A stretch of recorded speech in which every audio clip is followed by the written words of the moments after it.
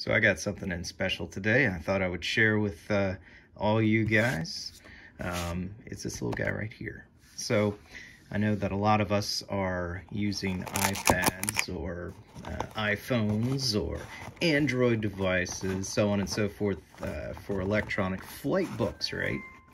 So one of the things you have to do is make sure that they are charged, and you can deal with a battery pack. I did a cool little video about a solar powered battery pack, which is awesome. You can get a larger battery pack. You can get a solar charger for the things, which is pretty cool. But probably the most efficient way is to charge it via a USB port that's connected to your aircraft.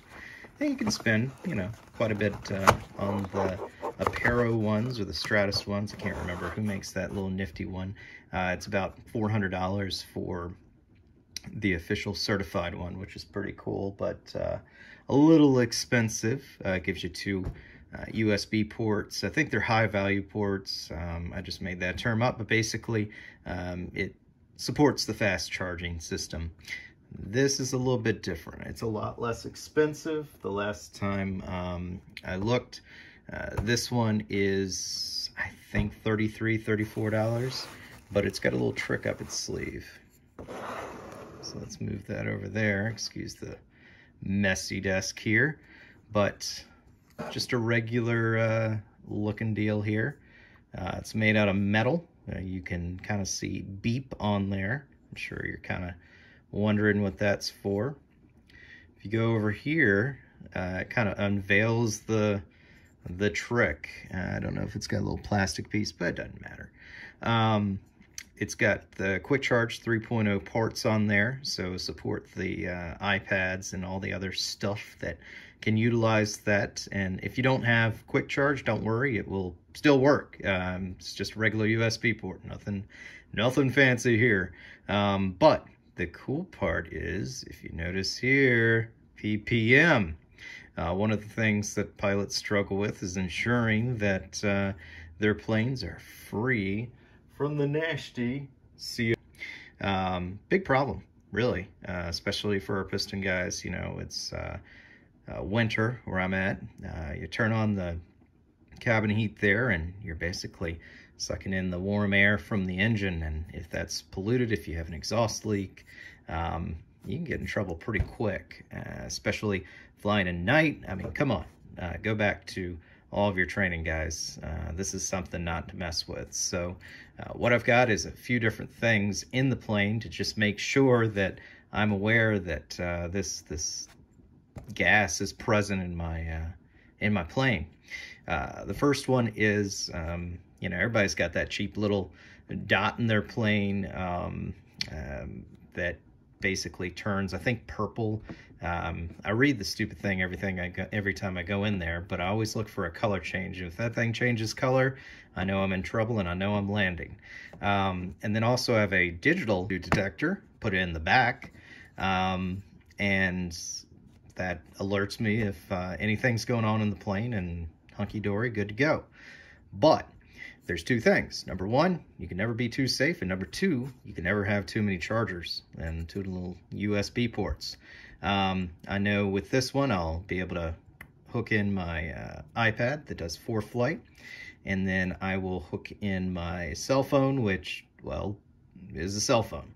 It also has ForeFlight, so if the iPad decides to just go up and die on me, I have got backup, because that's what we try to do. So I've got this nifty thing, which I'm going to, I don't know, maybe do another video on, but it's got a little port here for exactly what we're trying to do. Hopefully I won't rip it off here.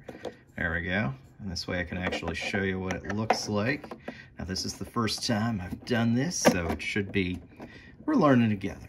It's fun. It's fun times. All right, so I'm going to turn this on. Power button. Press and hold that.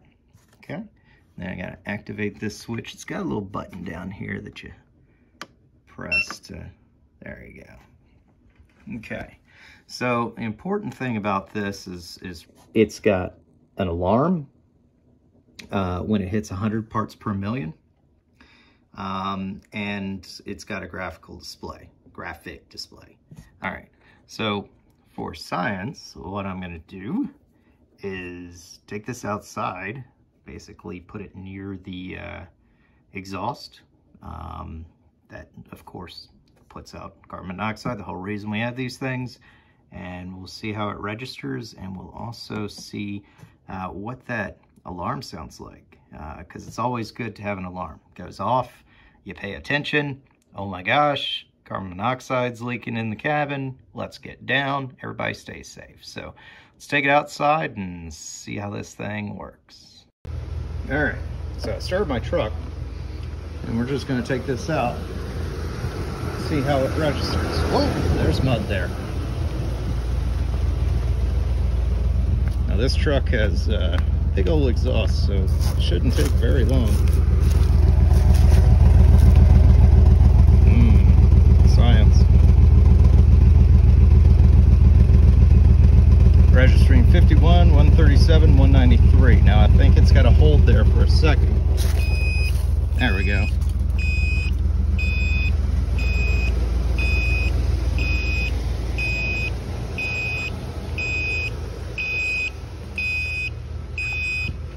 It is pegged at 500 parts per million. And you can hear the thing go off. Alright. Oh. Now of course, like all LEDs, that flicker's not there. I don't see it. I see it turning off and on, but not a flickering type of thing. Okay. I think we get the gist here. Let's see if when it hits 100, yep, that's the boundary there. Once it hits 100 parts per million, the alarm will start. So that's pretty cool. It seemed like it went through a test phase too. A lot of these carbon monoxide detectors go through a test phase. Test phase meaning when I started it up, it had 2 dashes there, and it took a minute for it to register 0. So I think it has to normalize 0 on there. So when you start your aircraft, it will go through that process. And like I said, I think it's got a little thing. Most of these guys have the little covers, little plastic covers that you peel off. It's got a little neat mirror thing going on. Ta-da! There we go. There we go. All nice and shiny and mirror-like, and a little goo there. But that's it. Hopefully this will do well in the plane. And I think I just reset it. But yeah, just one more thing to keep us safe up there. All right, till next time. And yay, I don't have a carbon monoxide leak in my truck. It just smells bad in here.